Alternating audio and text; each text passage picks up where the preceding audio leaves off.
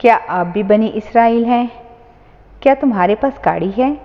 میں نے مڑ کر اس کی طرف دیکھا اور چند لمحے تک اسے حیرت سے دیکھتا چلا گیا۔ وہ دانت نکال رہا تھا اور بار بار اپنی داڑھی کھجا رہا تھا۔ پارک میں لوگ چہل قدمی کر رہے تھے، کچھ لوگ ہلکی ہلکی جاگنگ بھی کر رہے تھے۔ دوپہر مایوس ہو کر رخصت ہو رہی تھی اور شام دھیرے دھیرے مارگلا کی پہاڑیوں سے نیچے سرک رہی تھی۔ گرم دوپہر کے بعد اسلام آباد کی شام کی اپنی ہی خوبصورتی اور اپنا ہی سکھ ہوتا ہے۔ میری بچپن کی عادت ہے، میں پریشانی یا ٹینشن میں کسی پارک میں چلا جاتا ہوں، ایک دو چکر لگاتا ہوں اور پھر کسی بینچ پر چپ چاپ بیٹھ جاتا ہوں، اور وہ بینچ میری ساری ٹینشن، میری ساری پریشانی چوس لیتا ہے اور میں ایک بار پھر تازہ دم ہو کر گھر واپس آ جاتا ہوں۔ میں اس دن بھی شدید ٹینشن میں تھا۔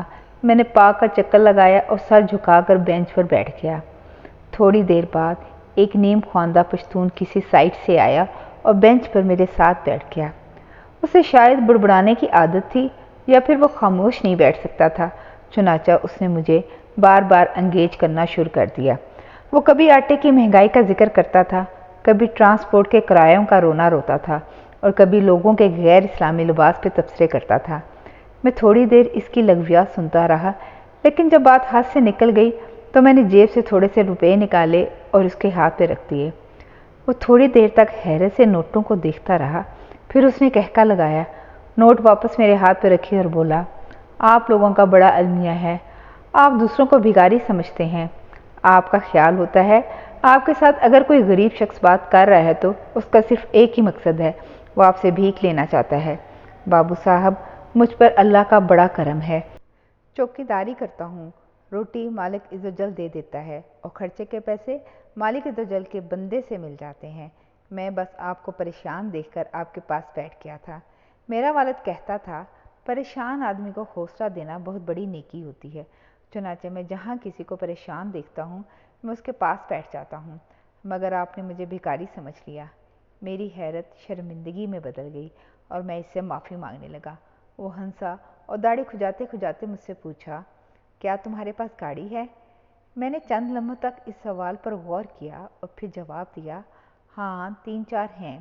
وہ بولا، تم کو پتہ ہے آج کل پٹرول کی کیا قیمت ہے؟ میں نے ہنس کر جواب دیا، مجھے نہیں پتہ، ڈرائیور پٹرول ڈلواتا ہے۔ اس نے کہکا لگا کر کہا، اور تم پھر بھی پریشان بیٹھے ہو؟ میں نے حیرت سے جواب دیا، گاڑی کا پریشانی کے ساتھ کیا تعلق بنتا ہے خان؟ وہ سنجیدہ ہو کر بولا، بڑا گہرا تعلق ہے۔ کیا مکان تمہارا اپنا ہے؟ میں نے جواب دیا، ہاں میرا اپنا ہے، بلکہ 3-4 ہیں۔ وہ مسکرایا اور پوچھا، کیا بیوی بچے بھی ہیں؟ میں نے فوراً ہاں میں جواب دیا۔ اس نے پوچھا، بچہ لوگ کیا کرتے ہیں؟ میں نے جواب دیا، بیٹے اپنا کاروبار کرتے ہیں اور بیٹیاں پڑھ رہی ہیں۔ اس نے پوچھا، اور کیا تمہاری بیگم صاحبہ کی صحت ٹھیک ہے؟ میں نے فوراً جواب دیا، ہاں الحمدللہ، ہم دونوں ٹھیک ٹھاک ہیں، ہمیں اللہ نے مہلک بیماریوں سے بچا رکھا ہے۔ وہ بولا، اور کیا خرچہ پورا ہو جاتا ہے؟ میں نے اوپر آسمان کی طرف دیکھا اور جواب دیا، الحمدللہ، خرچے کی کبھی تنگی نہیں ہوئی۔ اس نے کہکا لگایا اور میرے بازو پر اپنا کھردرا ہاتھ رکھ کر بولا، اور بابو صاحب آپ اس کے بعد بھی پریشان ہیں؟ آپ نے پھر بھی منہ بنا رکھا ہے۔ آپ کو پتہ ہے آپ بنی اسرائیل ہو چکے ہیں۔ میں بے اختیار ہنس پڑا اور پہلی مرتبہ اس کی گفتگو میں دلچسپی لینے لگا۔ میں نے اس سے پوچھا، میں بنی اسرائیل کیسے ہو گیا اور بنی اسرائیل کیا ہوتا ہے؟ وہ سنجیدگی سے بولا، آپ اگر قرآن مجید پڑھیں تو اللہ تعالیٰ بار بار بنی اسرائیل سے کہتا ہے، میں نے تمہیں یہ بھی دیا، وہ بھی دیا، ملک بھی دیا، کھیت بھی دیے، دشمنوں سے بھی بچایا، تمہارے لیے آسمان سے کھانا بھی اتارا، باغ اور مکان بھی دیے، عورتیں اور بچے بھی دیے، اور غلام اور کنیزیں بھی دی، مگر تم اس کے باوجود ناشکرے ہوگے، تم نے اس کے باوجود میرا احسان نہیں مانا۔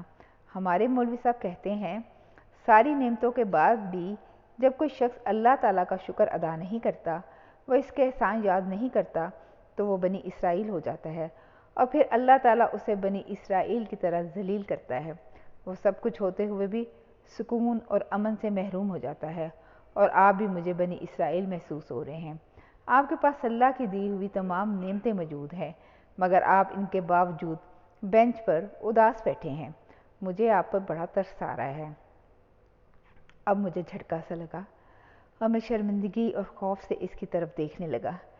میں اپنے آپ کو پڑھا لکھا اور تجربہ کار سمجھتا تھا، بچپن سے اسلامی کتابیں بھی پڑھ رہا ہوں اور عالموں کی صحبت سے بھی لطف اندوز ہوتا رہتا ہوں، لیکن آپ یقین کریں بنی اسرائیل کی یہ تھیوری میرے لیے بالکل نہیں تھی۔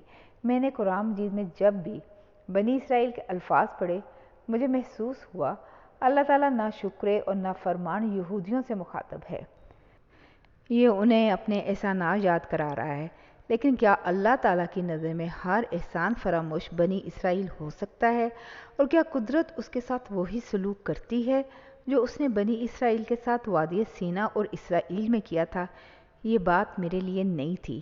میں اپنی جگہ سے اٹھا، اس ان پڑھ پشتون کے ہاتھ کو بوسہ دیا اور پارک سے چپ چاپ باہر آ گیا۔ میں سارا رستہ اللہ کو یاد کرتا رہا اور شکر ادا کرتا رہا۔ میں کیا تھا اور میرے رب نے مجھے کیا بنا دیا، مگر میں اس کے بعد بھی پریشان اور مایوس رہتا ہوں۔ مجھ سے زیادہ بنی اسرائیل کون ہو سکتا ہے؟ کیا ہم بھی بنی اسرائیل بن چکے ہیں؟ سوچنے کی بات ہے۔ شکریہ۔